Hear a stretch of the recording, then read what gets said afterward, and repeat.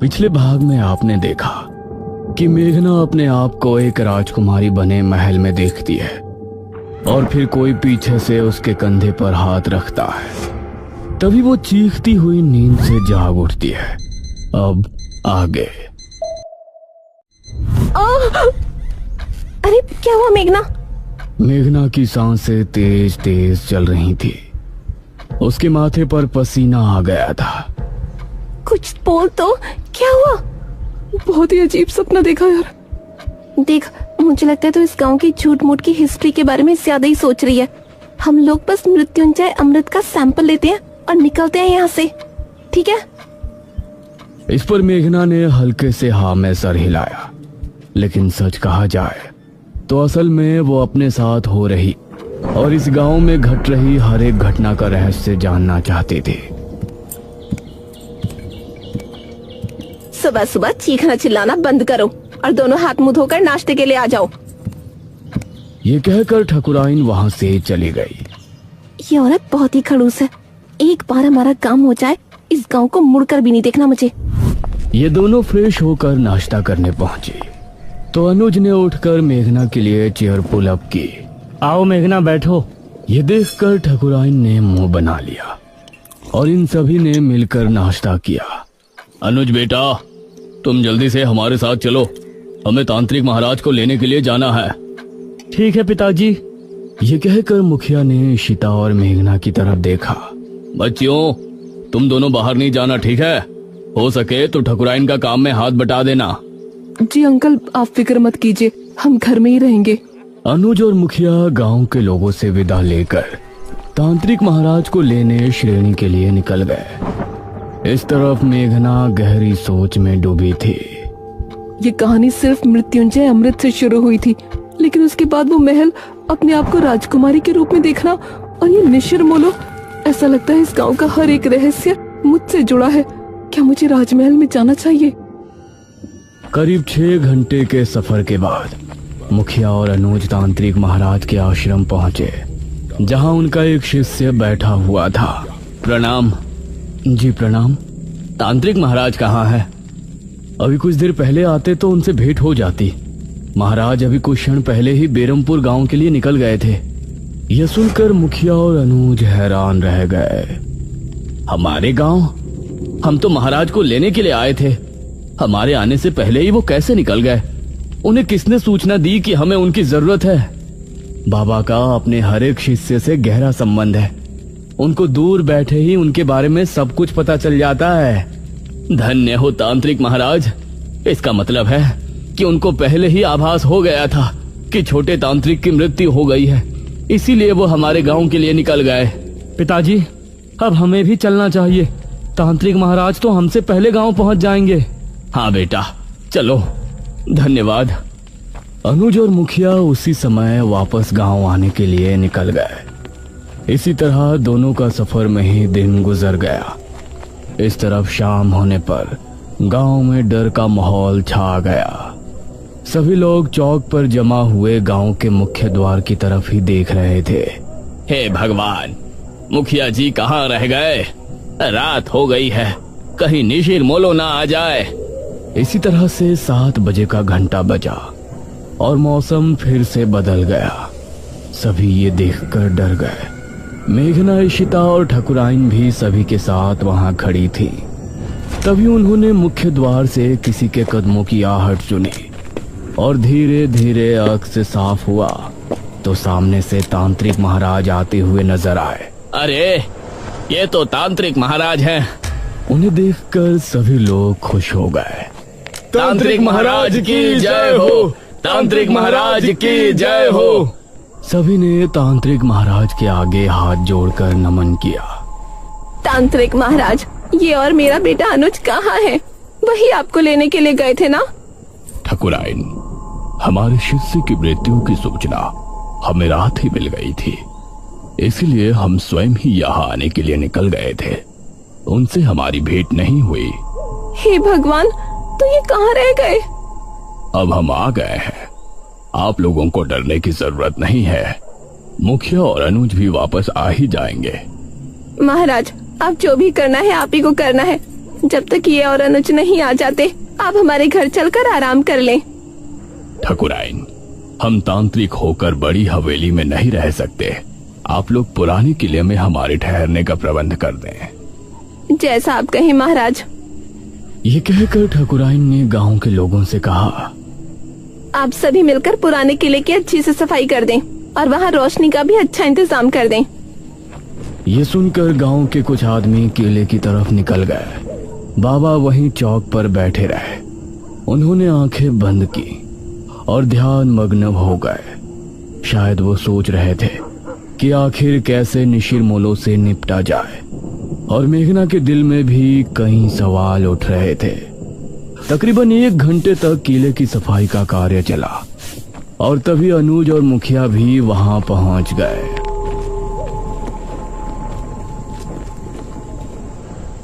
शुक्र है आप आ गए जी। प्रणाम तांत्रिक महाराज। मुखिया की आवाज सुनकर तांत्रिक महाराज ने आंखें खोली।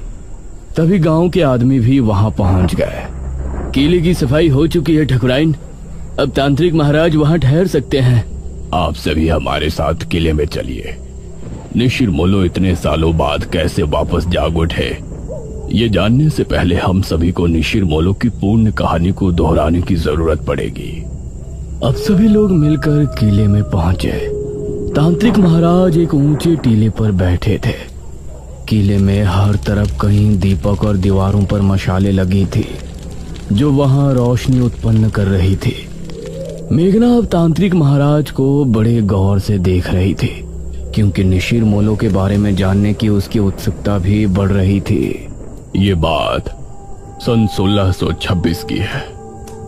उस समय हमारे नगर में महाराज विश्वजीत का शासन था।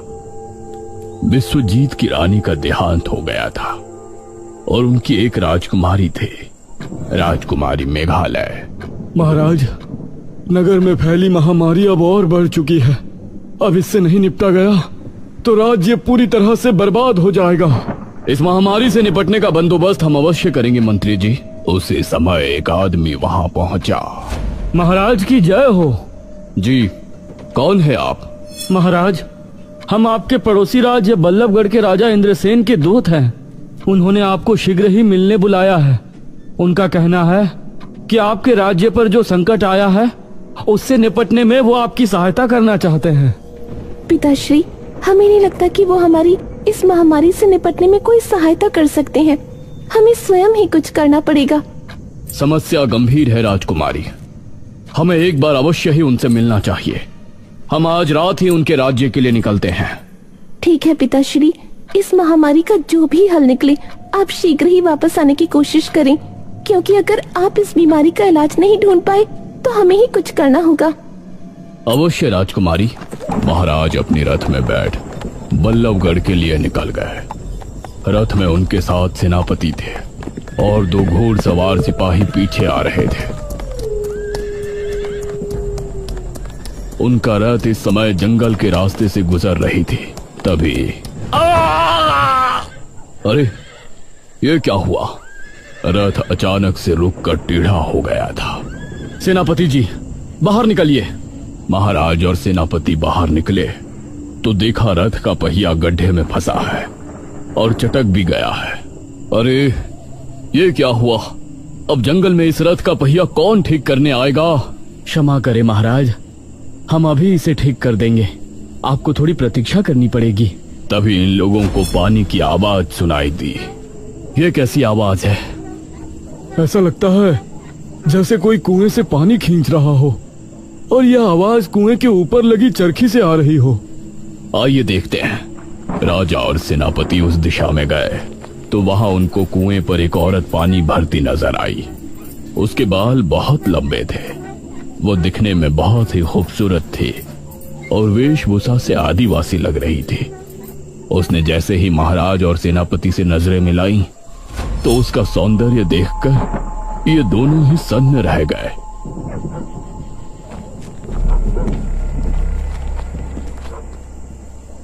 अरे, आप तो हमारे महाराज लग रहे हैं। प्रणाम महाराज। प्रणाम। क्या नाम है आपका? मेरा नाम दमयंती है महाराज। यहाँ पास ही मेरी कुटिया है। आप इस समय जंगल में? असल में हम पड़ोसी राज्य के लिए निकले थे। हमारा रथ खराब हो गया है, तो इसीलिए हम जंगल में भटक रहे हैं। महाराज, तो आप हमारी कुटिया में चलिए। यहाँ भटकना ठीक नहीं है। जब तक रथ ठीक नहीं हो जाता आप वहाँ रुक सकते हैं। ये दोनों दमयंती के साथ उसकी कुटिया में चले गए और फिर दमयंती ने दोनों को पीने के लिए पानी दिया। कितनी सुंदर है ये। अगर ये हमारी पत्नी बन जाए तो जीवन धन्य हो जाए। कितनी सुंदर स्त्री है। अगर ये हमारी पहली महारानी बन जाती तो कितना अच्छा होता। लेकिन हम एक महाराज होकर इसके सामने अपना प्रस्ताव रखें और इसने ठुकरा दिया तो इससे हमारा बहुत अपमान होगा। दमयंती दोनों को देखकर मुस्कुराने लगी। क्या हुआ दमयंती जी, आप इस तरह से क्यों मुस्कुरा रही हैं? दमयंती ने दोनों की तरफ देखा और बोली, अगर हम कहें कि हम आप दोनों के मन की बात सुन सकते हैं तो आपको कैसा लगेगा? ये आप क्या कह रही हैं? भला कोई किसी के मन की बात कैसे सुन सकता है? मैं सुन सकती हूँ महाराज। अभी सेनापति जी ने हमें अपनी धर्मपत्नी और आपने हमें अपनी महारानी बनाने के बारे में सोचा है। ये सुनकर सेनापति और महाराज दोनों ही हैरान रह गए। आप लोग घबराएं नहीं, मैं भी आप दोनों में से किसी एक की होना चाहती हूँ। ये सुनकर महाराज और सेनापति दोनों के चेहरे पर मुस्कान छलक आई। तो ठीक है दमयंती, अपना निर्णय सुनाए। इससे पहले ही सेनापति बोला, महाराज, अगर आप दमयंती को चाहते हैं तो हम आपके विरुद्ध नहीं जा सकते। ये सुनकर महाराज को बहुत अच्छा लगा और दमयंती भी मुस्कुराई। किंतु हम एक महारानी का जीवन नहीं जीना चाहते। हम आपकी धर्मपत्नी बनकर सिर्फ अपना पत्नी धर्म निभाना चाहते हैं। अगर आपको हमारा प्रस्ताव स्वीकार है तो आपको अभी इसी क्षण हमसे विवाह करना होगा। महाराज ने उसी समय अग्नि के साथ फेरे लेकर दमयंती से विवाह कर लिया। सुबह होने तक रथ भी ठीक हो गया था। महाराज ने दमयंती को भी अपने साथ लिया और फिर उस राज्य पहुंचे। राजा इंद्रसेन को हमारा नमन है। आइए महाराज, बैठिए। महाराज और इंद्रसेन में बातें हो रही थी, लेकिन इंद्रसेन भी दमयंती पर मोहित हो गया था। आज रात इस विश्वजीत को रास्ते से हटाकर हम दमयंती को अपना लेंगे और फिर कल ही इसके राज्य पर हमला बोलकर उसे भी अपने अधीन कर लेंगे। दमयंती उसको बड़ी गौर से देख रही थी और उसके चेहरे पर गुस्सा दिखने लगा था। क्या हुआ दमयंती? महाराज, राजा इंद्रसेन आपकी कोई मदद नहीं करना चाहते। रात होने पर आपको रास्ते से हटाने की योजना बना रहे हैं और हमें हमेशा के लिए अपना बना लेंगे और आपके राज्य को भी हड़प लेंगे। यह सुनकर इंद्रसेन भी हैरान रह गया। महाराज को बहुत गुस्सा आया। उन्होंने उसी समय अपनी तलवार निकाली। इंद्रसेन को परास्त करने के बाद महाराज तुरंत अपने राज्य की ओर लौट गए।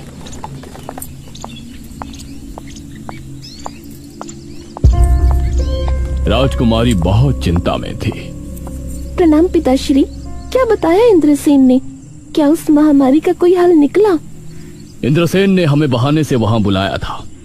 वो हमें मारना चाहते थे। वो तो धन्य हो दमयंती का जो इन्होंने हमें बचा लिया। राजकुमारी को महाराज की बात जरा भी समझ में नहीं आई। उसने दमयंती को घूर कर देखा। पिताश्री, अब हम ही इस महामारी का कोई इलाज ढूंढने जाते हैं। आप राज्य कार्य संभालें। दमयंती राजकुमारी को बहुत ही रहस्यमय मुस्कान के साथ देख रही थी। राजकुमारी महल से निकली और इस तरह राजा दमयंती के साथ महल में समय बिताने लगे और धीरे धीरे राज्य के कामों से दूर होते गए। करीब 1 वर्ष और माह के बाद राजकुमारी वापस लौटी। पिताश्री, हमने उस बीमारी से लड़ने का इलाज ढूंढ निकाला है। बहुत अच्छे राजकुमारी, बताइए ये कैसे संभव है? पिताश्री, हमने एक महासिद्धि करके ये बीज हासिल किया है। इसी के जरिए हमें उस महामारी के साथ हर बीमारी से छुटकारा मिल जाएगा। क्या इस बीज के जरिए? जी पिताश्री, वो कैसे होगा ये आपको अगले 7 दिनों के भीतर पता चल जाएगा। राजकुमारी ने उस बीज को अपने हाथों से जंगल में जाकर बो दिया और रोजाना अपने हाथों से उसे पानी देने जाती। महाराज को राज्य की कोई चिंता नहीं थी। वो हर समय बस दमयंती के पास ही बैठे रहते थे।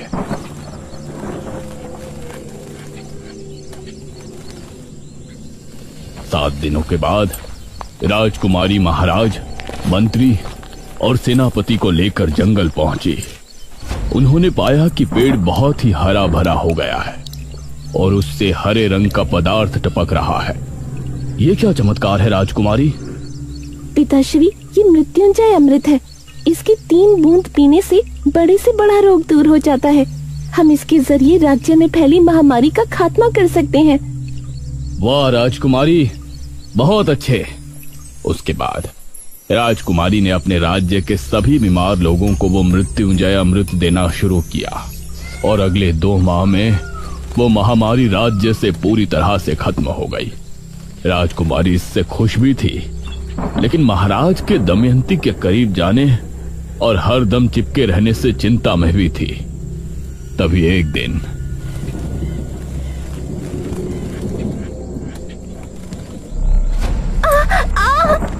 महाराज! दमयंती, क्या हुआ आपको? क्या हुआ दमयंती आपको? कुछ तो बताइए। देखते ही देखते उसके चेहरे की रंगत बदल गई और वो एक बूढ़ी नजर आने लगी। ये देखकर महाराज के पैरों तले जमीन निकल गई। दमयंती, ये क्या हो गया आपको? महाराज, असल में मैं कोई आम स्त्री नहीं हूँ, मैं एक डायनी हूँ। क्या? एक डायनी? हाँ महाराज, एक डायन जवान मर्दों को मारकर अपनी उम्र बढ़ाती है, लेकिन मैंने वो करना उचित नहीं समझा। इसलिए आज जब मेरी आयु 100 वर्ष हो गई है तो मैं बूढ़ी हो गई हूँ। अब अगली एकादशी की रात मेरी मृत्यु हो जाएगी। नहीं दमयंती, हम आपको ऐसे मरने नहीं दे सकते। हमें आपके डायनी होने से कोई ऐतराज नहीं। आपको बचाने का कोई तो तरीका होगा। एक तरीका है महाराज, लेकिन बहुत ही मुश्किल कार्य है। हमें बताइए, हम आपको बचाने के लिए कुछ भी करेंगे।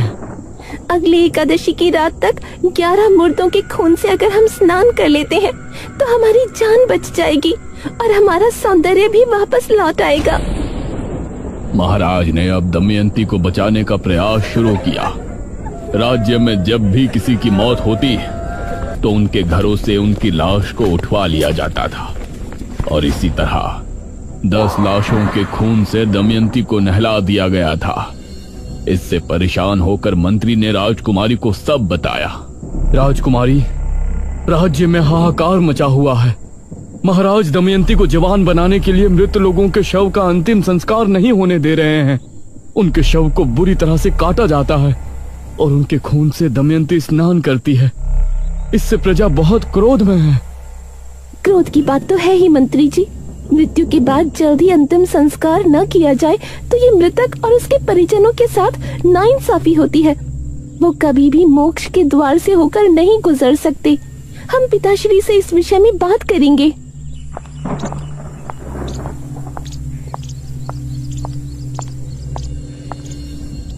राजकुमारी ने महाराज से बात की, लेकिन उनके सर पर दमयंती को बचाने का भूत सवार था। जो लोग पहले ही मर चुके हैं उनके शव को किसी के जीवन के लिए इस्तेमाल करना गलत नहीं है राजकुमारी। गलत तब होता जब हम जिंदा लोगों की बलि देते। आप हमें रोकने की कोशिश ना करें। राजकुमारी महाराज के व्यवहार से बहुत चिंता में थी। वहीं गांव के लोग भी अब इससे छुटकारा चाहते थे। अरे बहुत हो गया, अब हम गांव के लोग महाराज का ये अत्याचार नहीं सहेंगे। हाँ, हमारे मृतकों को हक है कि उनका अंतिम संस्कार किया जाए। लेकिन हम लोग महाराज से कैसे लड़ेंगे? कैसे रोकेंगे उनके सिपाहियों को? एक उपाय है, जब भी गांव में किसी की मृत्यु होगी तो हम कोई भी शोक समारोह नहीं करेंगे। इससे महाराज के सिपाहियों को किसी भी मौत की खबर नहीं होगी। आधी रात के समय हम में से 4 लोग उस शव को ले जाकर चुपचाप शमशान में उनका अंतिम संस्कार कर दिया करेंगे। सिर्फ 4 लोग, बाकी सभी अपने अपने घरों में शांतिपूर्ण होंगे। गांव के लोगों को यह सुझाव अच्छा लगा। उन्होंने गांव के 4 आदमियों को नियुक्त किया। उस समय अर्थी को कंधा देने वाले लोगों को मोला कहा जाता था।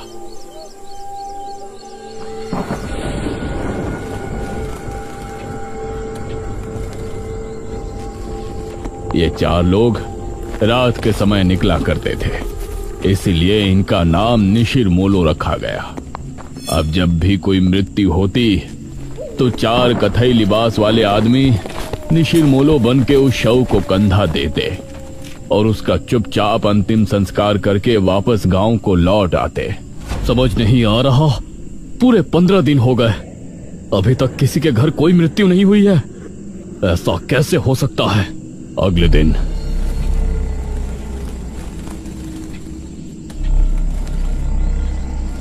महाराज के गुप्तचरों के द्वारा महाराज को यह बात आखिर पता चल ही गई और उनका क्रोध 7वें आसमान पर आ गया। वो जो भी 4 लोग हैं, हम उनको मार कर ही दम लेंगे। उन्होंने हमसे चालाकी की, इसका हर्जाना उन्हें भुगतना ही पड़ेगा। महाराज ने अब अपने गुप्त सिपाहियों को तैनात कर दिया था, जो छिपकर रातों को जागकर गांव पर नजर रख रहे थे। एक रात निशिर मोलो एक अर्थी लेकर निकले।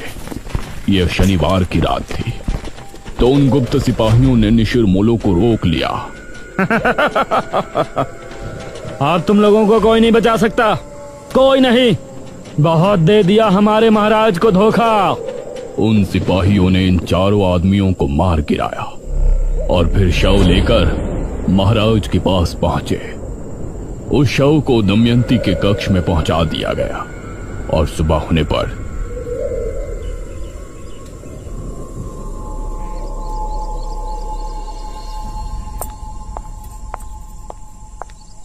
दमयंती कक्ष से बाहर निकली, अपने उसी खूबसूरत जवान अवतार में। उसे देखकर महाराज ने उसे भरी सभा में गले लगा लिया। दमयंती की आंखों में एक रहस्यमयी चमक थी, जैसे कि वो कुछ छिपा रही है। लेकिन अब निशिर मोलो की आत्मा गांव में भटकने लगी थी। वो 4 आत्माएं अपने कंधे पर ताबूत उठाए हर शनिवार की रात गांव में भटकती थी। उस समय उन आत्माओं को जो भी दिखाई देता, वो समझती कि ये राजा के सिपाही है जो उनको रोकना चाहते हैं, इसीलिए वो उसको अपने साथ ले जाती। इतना कहकर तांत्रिक महाराज चुप हो गए। सभी गांव के लोग ये कहानी सुनकर हैरान थे और मेघना को तो जैसे अब अपने सपनों से जुड़ी कुछ बातें समझ में आने लगी थी। हे भगवान, मतलब जो निशिर मोलो आज हमारी जान के दुश्मन है, वो कभी हमारी रक्षा किया करते थे। हाँ, उनकी इसमें कोई गलती नहीं है। उनकी अकाल मृत्यु की वजह से वो ऐसा करते हैं। उनको नहीं पता कि उनकी मृत्यु हो चुकी है। वो तो अभी भी अपने काम को अंजाम देने की कोशिश कर रहे हैं। बाबा, आगे की कथा में क्या हुआ? वो राजकुमारी, महाराज और दमयंती? आगे क्या हुआ और निशिर मोलो को कैसे रोका गया और अब वो अचानक क्यों 400 साल बाद वापस आ गए हैं, ये कहानी जानने के लिए हमें बेरमपुर पुराण को पढ़ने की आवश्यकता है, जो कि 400 साल पहले की राजमहल के किसी गुप्त कक्ष में रखवाया गया था। बेरमपुर पुराण? अब इसका पता हमें कैसे चलेगा बाबा? वो बेरमपुर पुराण राजमहल में कहाँ है, ये जानने के लिए मुझे एक अनुष्ठान करना पड़ेगा, जो कि मैं इसी किले में बैठकर करूंगा। ध्यान रहे, उस समय सभी अपने अपने घरों में होंगे। कहीं ऐसा ना हो कि इस बार भी निशिर मोलो ये अनुष्ठान रोकने के इरादे से गांव में आए। निशिर मोलो कौन है ये तो हमने जान लिया है, लेकिन इन सब का मेघना से क्या संबंध है? निशिर मोलो उसके आने से कैसे जाग उठे, राजा के साथ क्या हुआ और दमयंती असल में क्या है? इन सभी सवालों के जवाब जानने के लिए हमारे साथ बने रहिए निशिर मोलो के अगले पार्ट में।